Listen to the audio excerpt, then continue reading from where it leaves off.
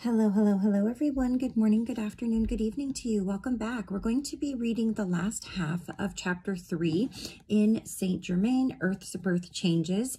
And this is channeled through, again, Azina Ramonda. So in the first portion, we focused highly on the celebration of the Atlantean Cataclysm. And on the last portion of this chapter, we're going to do some more Q&A, which I really do enjoy. And so let's go ahead and just get started. And of course, as always, he's starting with asking if there's any questions. And I think if I were there, I would certainly have some questions to ask if I had the opportunity. I'm pretty sure you would too, especially if you're listening to this book. That obviously means that it does resonate with you. All right, so the first question. St. Germain, was there genetic manipulation in a way of engineering at that time to allow physical vehicles or entities to be able to survive underwater or, for example, to be winged in essence, the way the fetus goes through those changes? And his answer is, genetic bioengineering in crystalline technology was rampant at that time. Question, and would that perhaps be what gave rise to a lot of our mythological beliefs? And his answer is, that is part of it, but that is not all of it.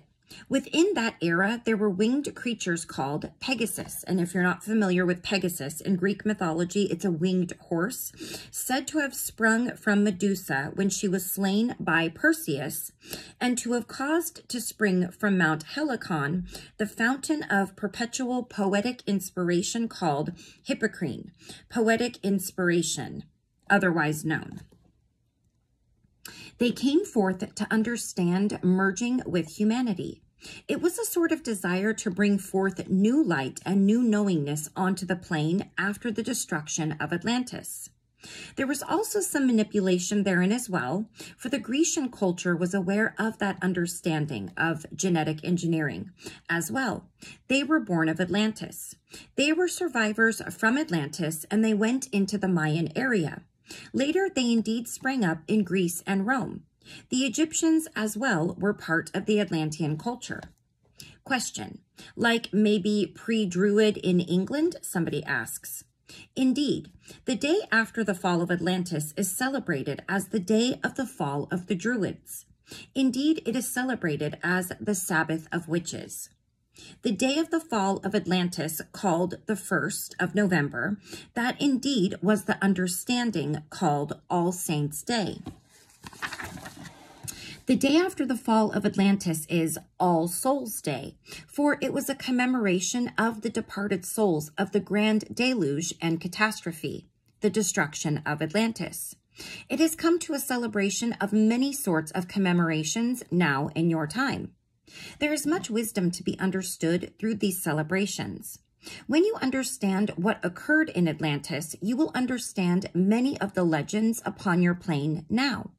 The Greek legends and those of the Romans, the Mayans, and what is contained within the Mahabharata, that which is contained within the Indus Valley.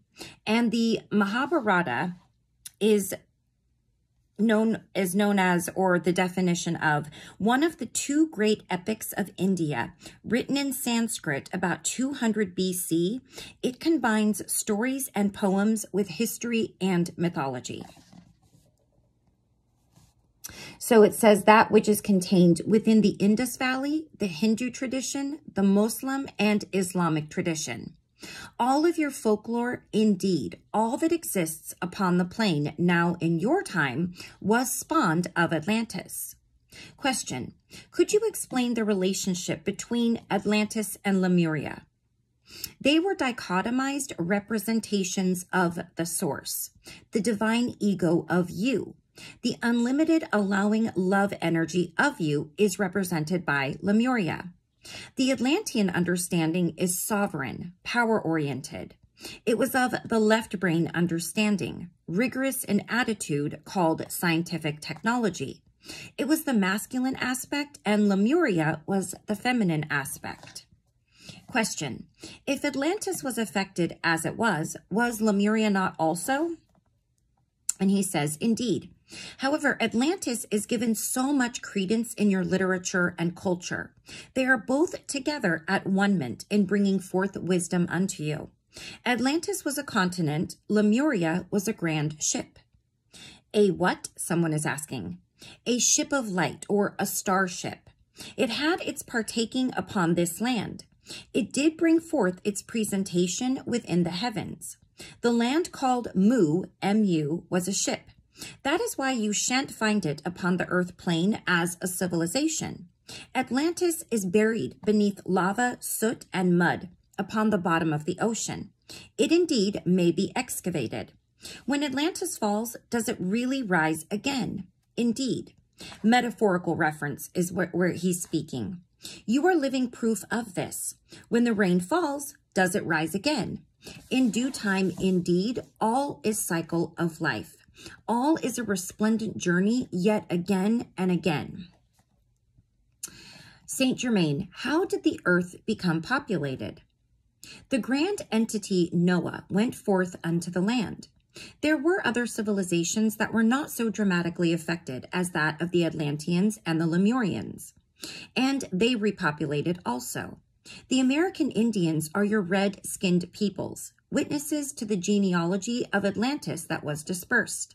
The Atlanteans were also red-skinned in a manner. The Egyptians, the Peruvians, the Incas, they also came forth from the land of Atlantis. Now, Noah brought forth his siblings to create many of the races that are now upon your plane. He brought forth, when reaching dry land, a covenant, a knowingness with the God-divine creative essence that all that is within the sevenfold spectrum of the rainbow. Sevenfold. There has been a documentation in one ancient record that is housed within the archives of this nation, within the Smithsonian Institute, that links that which be I to that which be Noah as the patriarch of the world. But it is not documented in your history books. Neither is any of this other wisdom that is being brought forth. This too will change. Question. After such a violent happening in the world, it surprises me that civilization still existed throughout the 5,000 years of the Ice Age. And the answer. They were hard-pressed. The mammoths were frozen in the ice. Many of the smaller animals, the insects that crept upon the ground, they were swept away by the floods and incinerated immediately by the volcanic ash. You see, the heat within the atmosphere was heavy laden upon this plane. There was a golden glow within the wind of the earth. The atmosphere is now clearing in a manner that it can be clarified in union with the celestial heavens without the the ionosphere, You see, you all dread the ionosphere's disappearance because you fear radiation. But do you know the ionosphere, and let me just clarify what that is the outer part of the Earth's atmosphere, extending far beyond the stratosphere and consisting of a series of constantly changing layers of heavily ionized molecules. Saint Germain refers here specifically to the dreaded disappearance of the ozone layer. So we have a lot of talk right now, and have been for a while, about our ozone layer and climate change. And I have a different take on it because I just have a different take on it. I'll just leave it at that. And I think that he might be touching a little bit on a fear that is unfounded that a lot of us have come to believe. So, but do you know the ionosphere will disappear and you will not be harmed because you will be in alignment with the sun? What is the ionosphere? Somebody asks. And I just kind of read it, but he's going to go into some more detail here.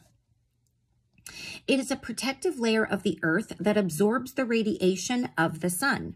You know the ash and the dust within the clouds that were dispersed upon the plain? They were quite rapid in the accumulation of electrostatic particles. Therefore, they became charged. There was lightning and thunder rampant within the skies all over the plain. It rendered the heavens quite enormously brilliant throughout the golden glow. The amber glow of the lava spewing forth and the lightning as it illuminated the devastation upon the land. I was desirous of speaking about the Atlantean culture this evening of your time and the demise of it, as it were. The phoenix is born of the ashes, the dust of the volcanic ashes of Atlantis. It rises again in its splendor, its purple-hued plumage, indeed, in its wonderment, in awe of new life, a new adventure. New heart rumblings within its belly bring forth excitement within its breast. It goes forth into the etheric understanding, the heavens, the firmament, until the next fire is to be cast of its nest and is consumed in its flames to be born yet again. This is the experience of each now moment being born from the fire of the moment before. You are all phoenixes. Understand this reflection and you will understand living in joy. This is a rebirthing time. You have carried the torch of this wisdom of Atlantis for eons of your time and handed it from one to another, heart to heart. But you did not understand the brilliance you were bearing. You did not understand the power of divinity within this fiery flame. You did not understand that the torch was you, and you are understanding it now. You are all coming forth to herald in the golden era of God, the Aquarian age as it is called. Do so with joy and celebration. Elaborate festively of heart. Fleece yourself in playfulness and friskiness. Wiggle your rumpuses, as it were, and become unfettered. This is not for doom. This is for understanding of delight. You are the peoples of Atlantis, children born of this plane in this timing, to be the peoples of Atlantis again, reborn. America is the new Atlantis. Hold the torch high, cast forth your light. Be divine freedom exemplified, freedom from the shackles of fear and doubt. That includes fear about your monetary circumstance. I reiterate it because it is quite an important issue upon your plane in this timing, and it is of vital importance for you to understand what has been spoken of. It is the witching hour, as they call it, We will resume here on another day in your time to discuss the Lemuria, the Pleiadians, and the buildings of the cathedrals of Atlantis, and indeed the crystal technology everyone is chitter-chattering about. Let me just, we're almost done here. Okay, so the next question. Saint Germain, the light that you were talking about where people could put their hand in it and it would be their education, I would like to know more about that too. And he says, many would. Short education they're asking for, so like a little summary. And he's saying, it is not really an education, it is wisdom received. But in order to receive this wisdom, you must allow the resonance. And in order to do this, you must be powerfully accustomed to opening your seals. You are in what you call training camp now. Next question. Saint Germain, talking about the seals, I am sure throughout history you have seen different Indian-like ceremonies, purification ceremonies, using certain substances that open up the seals like peyote or mescaline. I was wondering how you perceive those and what you think about these. That is a forceful opening of the seals. It brings forth rendings and holes within the auric field. Therefore, those are to be healed. In other words, it is an unnatural, non-allowing sort of flow. I find that really interesting because there is a lot of talk in you see it on different platforms, people taking peyote, people taking mescaline, people doing the ashwagandha or ayahuasca ceremonies, or using, it starts with a W, eid, or whatever you want to call it, to take them to higher places. And there's a lot of controversy about if this really is a false way to get there. And I think what he's saying is, yes, it is a false way to get there. And I really love that, because I feel like once you start adding even things that are quote unquote from nature, and people, I think they like to say, well, it was put there for that. So if it does this effect, then this is what it must be for. God wouldn't put something on this earth. Mother Nature, Mother Earth wouldn't grow something on here that does this if it wasn't for a certain purpose. But maybe it wasn't for that purpose. So that's kind of where I feel, is that it's sort of cheating your way to experiences that you really want to get to, and maybe that's the only way you can get to it. And I do understand the appeal, but for me personally, I won't do anything like that to alter an experience that should be wholly and fully pure for me. That's just my opinion. And I really like that he was just very to the point that no, that's not the real and true way to get there. Okay. Why are they here then? So they're asking, why are these things here then, these natural plants? For your experience, if you choose them, he's saying. So in other words, they are forcing an opening where perhaps the opening was not supposed to be. And he says, not supposed to be, but it was not harmonious according to your attunement in that moment for it to be open. So if you have to use something like that to open it, then it's not meant to open at that time or ever, if that's, if that's in your journey or not. So it's a forceful opening, I guess you could say. Is there a sign when they can be? So when they can be opened or attuned. They can always be attuned. You must desire it. You see, in order to allow the seals of your being to open harmoniously in a flow, in a synchronous fashion, it begins with your heart seal, not with any of the other seals, as you may suppose. And then the person says, I see. After the heart seal, is there another one that opens? According to your attunement, it is different for different entities, but your heart seal is the spigot. When we resume at another timing to discuss further about Atlantis, the technology and the culture, the peoples, the sociology of it all, bring forth with you memory. Allow yourself one memory at least in the bouquet of your gathering. As you remember this memory, expand it to incorporate other memories into it. Not only of Atlantis, but other memories of other dimensional experience. For Atlantis was a channel into the inner earth that is now covered by lava. But indeed, the inner earth still exists in the nearness of this dimension of space/time. You do remember the inner earth if you will allow yourself to. You were all quite beloved of my heart. Wondrous peoples of the land of Atlantis, Israel, Egypt, and America. I would desire a toast before departing. Are you ready? And they're saying they're ready. So he says, to the light bearers, to the love bearers indeed, to the new Atlanteans, the phoenixes, the pyramids, the golden glow of God. I salute you, and indeed, in eternal love, I am forever in your gratitude. So be it. And they say, so be it. And then he says, I have truly enjoyed this evening of your time. And they say, we have too, thank you. And then he says, it has been my honor to bask in your light. Brings me much pleasure of heart. I desire not to depart. Fare thee well, for now, my dear beloved ones. And remember, easy glum, easy glow. I thought you would like that one. Namaste. What I love about Saint Germain is that he does not desire to be looked on as an ascended master. He is simply a being that is no longer here, that did such things on earth that he became enlightened and is now on the highest plane of heaven. So he doesn't desire to be idolized or looked at in a way that's as a savior or that he's better than any other soul upon here. If you hadn't noticed, he speaks as if we are honoring him in speaking with him.